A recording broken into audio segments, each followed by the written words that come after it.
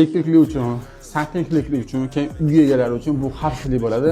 Tomosha qiling. Mana bu suv datchilari hisoblanadi. Bu konteyner qismida joylashgan. Bu yerda ham konteyner qismi, ham elektr shitlarimiz joylashgan. Ko'rishingiz mumkin, stabilizatorlar joylashgan.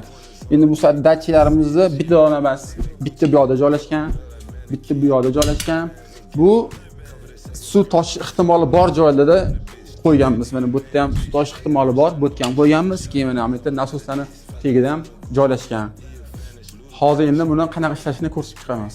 Tasavvur qilamiz, hozir suv toshish ehtimoli bor. Buni qo'lda qilamizda yana. Bunda suv sachratib yubordik. Mana bu yoqdan ovoz chiqadi.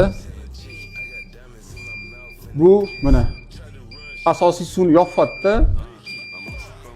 Yopgandan keyin bu o'zidan o'zi yonib qolmaydi. Suv tarqagan bo'lganda egasi kelish kerak, qo'lda o'chirish kerak. Uning uchun mana buni hozir quritamiz-da. Buni quritib turib,